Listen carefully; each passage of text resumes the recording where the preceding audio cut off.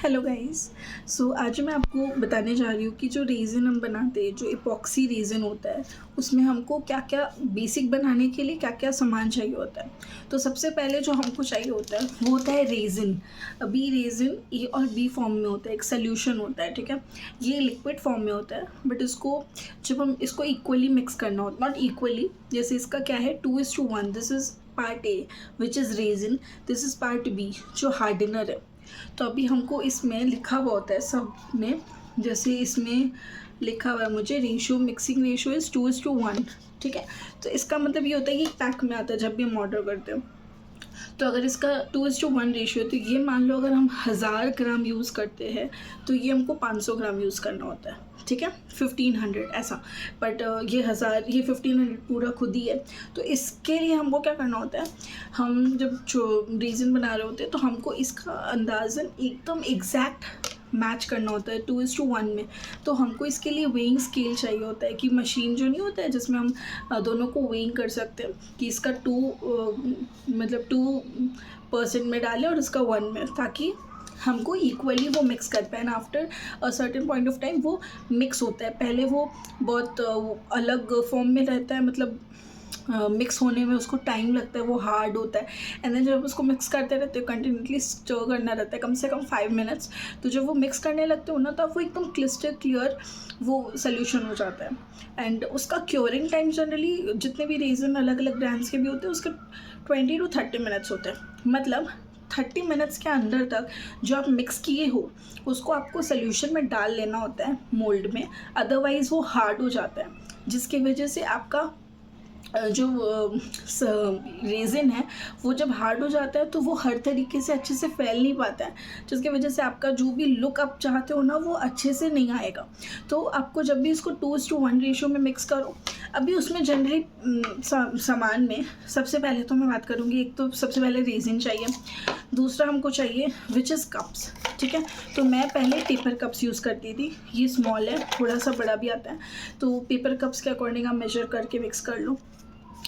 फिर उसके बाद आता है मिक्सिंग स्पून। तो जैसे अभी मैं फ़िलहाल के लिए ये स्पून यूज़ करने लग गई हूँ, दिस इज़ प्लास्टिक का ट्रांसपेरेंट। तो अब इससे क्या होता है ना, मैं ज़्यादा वेस्ट नहीं जनरेट होता है। अभी मैंने इसको लास्ट बनाया था जब, तो इसमें आफ्टर ये सूख जाता है ना, जैसे देखो ये रेज़न ना इसमें स्टिक हो जाता है, तो ये ईज़िली रिमूवेबल भी है इस तरीके से। तो इसकी वजह से हम इसको दोबारा देखो यूज़ कर सकते हैं, है ना। तो हम ज़्यादा वेस्ट नहीं जनरेट कर रहे हैं। इसको हम क्लीन कर लिया मैंने, है ना। तो अभी ये मैं दोबारा इसको यूज़ कर सकती हूँ। और जो हम वुडन के स्टिक्स मिक्स करते हैं ना, जैसे वो क्या होता है यूज़ एंड थ्रो, तो हम ज़्यादा वेस्ट जनरेट करते हैं। तो मैं कोशिश करती हूँ जनरली कम वेस्ट जनरेट करने का, इसीलिए मैं पेपर कप्स की जगह आजकल ये ऑप्शन यूज़ करने लग गई हूँ, विच इज़ प्लास्टिक कप। ये वाला हो गया ग्लास। ये मैंने क्या किया था, मैं एक जगह जूस पीने गई थी तो मुझे ये मिला था, तो मैं इसको वॉश करके I started using this. And इसमें भी देखो आपको समझ में आएगा, इसमें रीज़न चिपका हुआ है, ठीक है। तो इसको मेरे को जब निकालना होता है ना, तो इसको मैं अपने फिंगर से भी अगर करती हूँ ना, मतलब नेल से हल्का सा, तो भी ये निकल जाता है। और नहीं तो मैं तो क्या करती हूँ, सिज़र से ऐसे लेके पूरा रब कर देती हूँ, देखो, है ना। तो इस तरीके से आपका पूरा रेज़न अंदर तक खाली हो जाता है, तो आप इसको दोबारा यूज़ कर सकते हो। तो ये भी रियूजेबल है। तो मैं जनरली प्लास्टिक रिकमेंड करती हूँ जब हम रेज़न बना रहे होते हैं। प्लास्टिक का स्टिक, प्लास्टिक ग्लास, रेज़न। अभी आता है कलर्स। तो कलर्स ना 3 फॉर्म्स में हम जनरली बोलते हैं। एक होता है मिका पाउडर, इसमें मैंने सेट मंगाया था, इसमें बहुत सारे वेरियस कलर्स है, वाइट है, ग्रे है, ब्लैक है, गोल्डन है एंड ब्रॉन्ज है।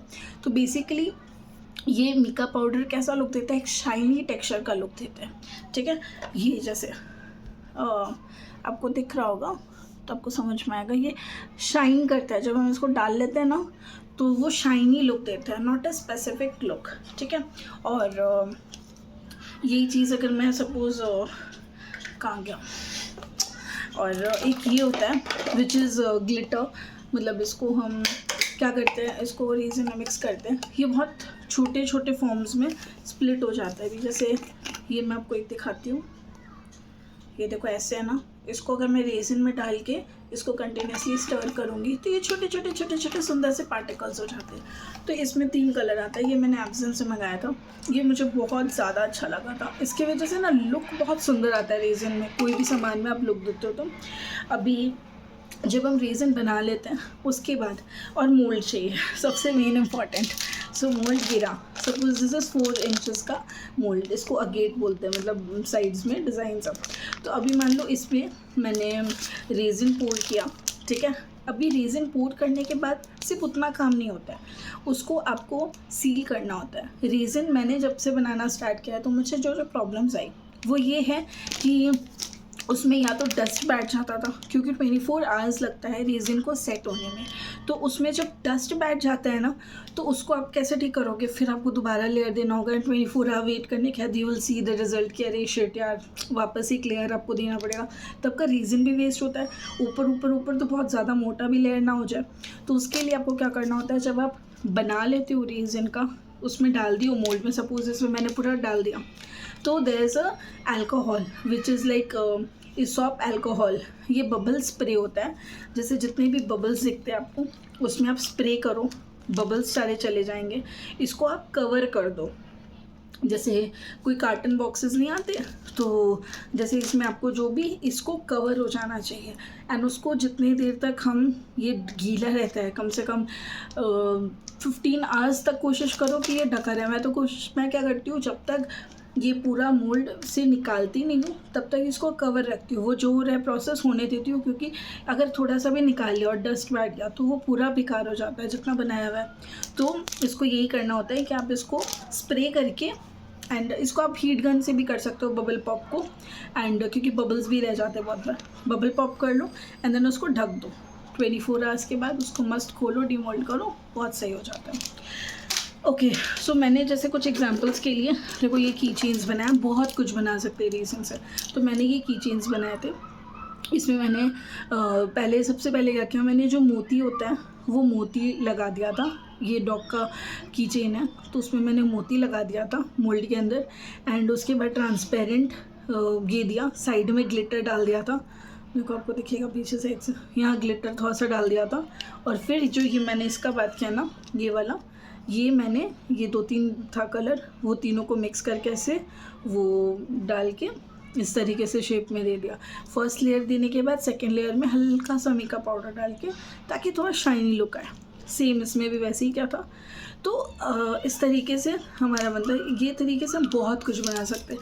की चेन्स हो गया, फिर पूजा का थाली हो गया, जिसमें आप कटोरीज लगा के पूजा का थाली बना सकते हो, फ़ोटो फ्रेम्स बना सकते हो, आप पेंडेंट बना सकते हो। जैसे मेरे पास ये है, इसको बोलते हैं कि बेज़ल का पेंडेंट।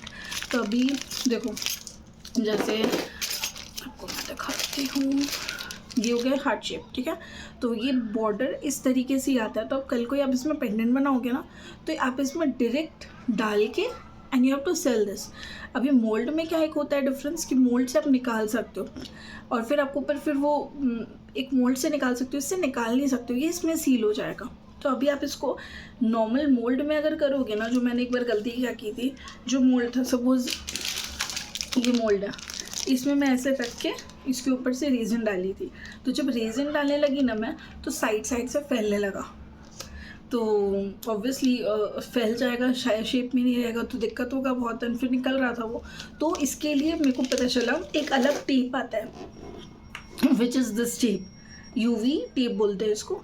इसको थोड़ा सा लेके, जैसे इसको थोड़ा सा लेके इसके ऊपर ये रख के, ऐसे रख के, मतलब ये पूरा एक शीट निकाल के जितना ज़रूरत है, ताकि ज़्यादा वेस्ट ना हो, तो वो निकाल के इसको रखते, प्लेस करते हैं एंड देन इसके ऊपर डालते हैं, ताकि ये अच्छे से सील हो जाए एंड फ्लो नहीं करे, इससे ओवरफ्लो नहीं होता। तो ये है, ये हो गया एक इंक, जो अल्कोहल इंक हो जाता है।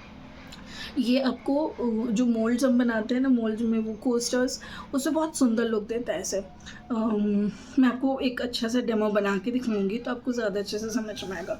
तो फ़िलहाल के लिए यही है। और सबसे मोस्ट इम्पॉर्टेंट ग्लव्स, क्योंकि रेज़न जब आपके हाथों में चिपकता है ना, तो it is very difficult to take that of.